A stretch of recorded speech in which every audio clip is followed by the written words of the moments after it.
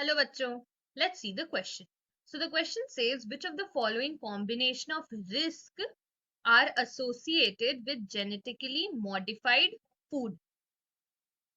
So the first option is toxicity, second option is allergic reaction, third option है antibiotic resistance in microorganism present in alimentary canal and fourth option है all of the above.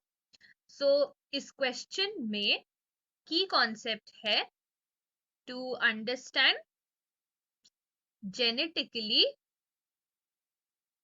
modified crops or organisms or basically foods. So genetically modified organisms, also known as GMO in short. So ये एक easy question है. Let's begin by first understanding the key concept.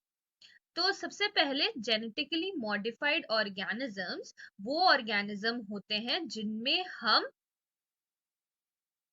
Jeans को modify करते हैं using techniques of genetic engineering. So genetically modified organisms वो organisms हैं जिनमें हम जीन्स को मॉडिफाई कर रहे हैं या चेंज कर रहे हैं या ऑल्टर कर रहे हैं using genetic engineering. So basically ये जो जीन्स है जो हम मॉडिफाई कर रहे हैं उसके वजह से एक न्यू ट्रेट ऐड हो जाता है इन जेनेटिकली मॉडिफाइड ऑर्गेनिजम्स और जीएमओस. सो एक न्यू ट्रेट जो बेनिफिशियल ट्रेट है वो हम ऐड करते हैं सो दैट हम और जेनेटिकली मॉडिफाइड ऑर्गेनिज्म बना के एक नॉर्मल क्रॉप या एक नॉर्मल ऑर्गेनिज्म को बेटर बना सके. सो हम लोग जीन्स को क्यों मॉडिफाई कर रहे हैं? हम लोग जीन्स को इसलिए मॉडिफाई कर रहे हैं ताकि हम एक बेटर ऑर्गेनिज्म बना सके जो नॉर्मल से कुछ उसमें अच्छे ट्रेड्स प्रेजेंट है. So there are more additional better traits present in genetically modified organisms.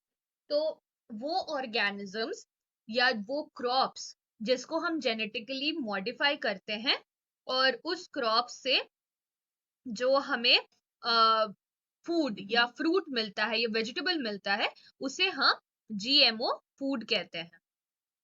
So basically हम लोग किसी भी ऑर्गेनिज्म को whether it is plant or animals we genetically modify that organism to get better food quality, then उसको हम genetically modified food या GMO food कह सकते हैं.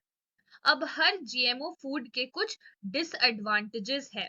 सो ऐसे बहुत सारे रिसर्च हुए हैं जिसमें पता चला है कि जीएमओ फूड के बहुत सारे शॉर्ट कमिंग्स या लिमिटेशंस है.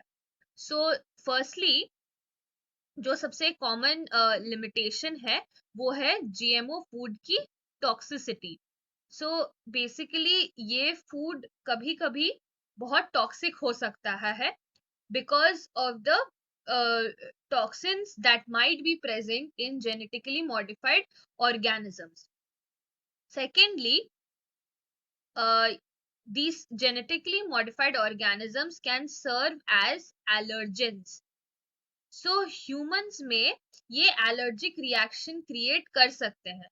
So ऐसा हो सकता है कि जो जीएमओ फूड है उसमें कोई ऐसा जीन हम चेंज कर दे जिसके वजह से वो allergic reactions in some humans वो कंडक्ट कर सकते हैं. Now thirdly GMO food antibiotic resistance भी क्रिएट कर सकते हैं for the gut microbiota. So antibiotic resistance अगर गट माइक्रोबायोटा में हो जाए तो उससे क्या होगा कि हमारा इम्यूनिटी कम हो जाएगा.